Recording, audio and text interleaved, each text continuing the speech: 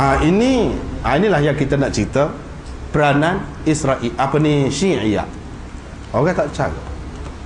Benda ni berkaitan dengan Nabi kita Muhammad sallallahu alaihi wasallam. Adakah kita nak biar Nabi kita sallallahu alaihi wasallam tercemar?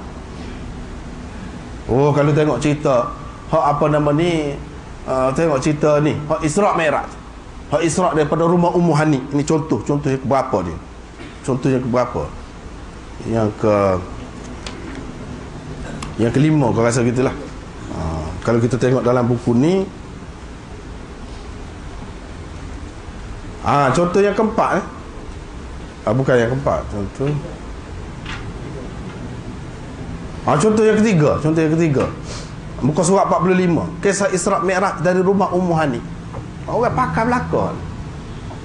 Kalau pakar ni akibatnya jadi lagu mana? Berat. Nabi SAW pergi tidur rumah bini orang. Lagu tu nak cerita.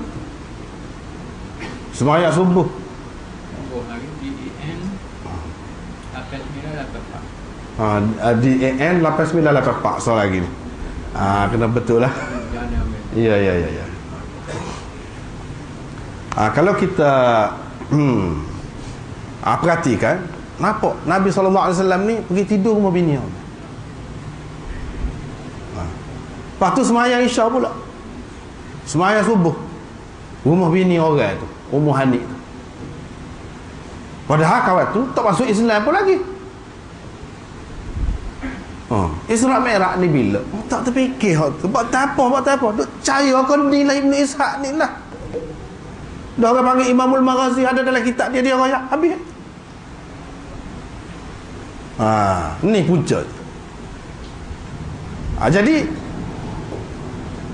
Nabi SAW semaya. Padahal Isra' Mi'raj, gampang Isra' baru semaya. Mana ada lagi semaya. Ini apa nak rasa? Tak terfikir, tak cara dah tu. Pasal Ibn Ishaq rayak telah selalu.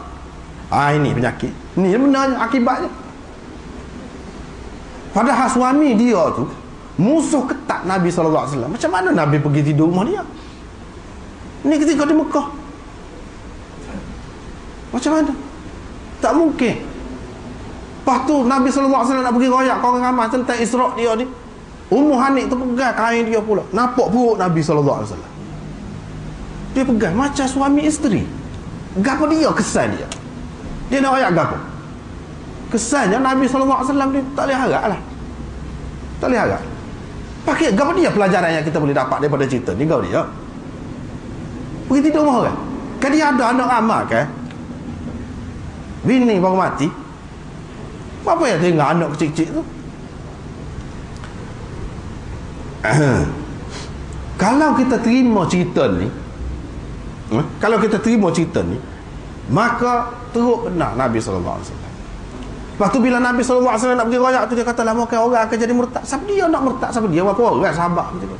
Tengok, dia serai sahabat pula. Mana sahabat ni tak boleh cerita benda pelik-pelik sikit, aku nak murtad selalu. Siapa dia nak murtad? Cuba royak. Lepas pada Nabi SAW cerita tu, siapa dia nak murtad? Apa boleh tak royak? Tapi dia royak, dia bimbang akan murtad. Bahkan dia royak telah murtad lah sekian ramai mana sudah Islam. Siapa dia? Royak nama. Kita nak tahu. Ni masalahnya akibat daripada terima cerita. Terima cerita ni. Wah, benda ni yang menduka ceritakan. Anda sebut dalam ni menduka ceritakan. Dalam sukatan pelajaran Al-Azhar sendiri pun masuk. Sukatan pelajaran Al-Azhar peringkat SMU di tempat kita. Sekarang ni tak tahulah guna lagi ke tidak, tapi beberapa tahun lepas memang ada.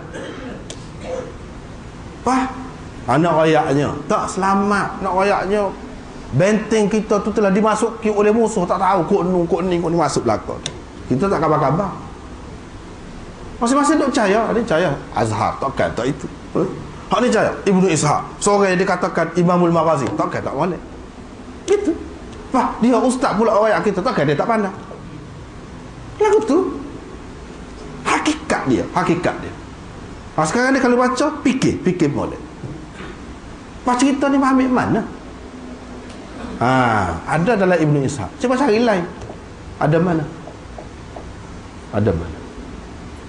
Apa dia buat cerita ni? Hak ni lah yang kita nak faham.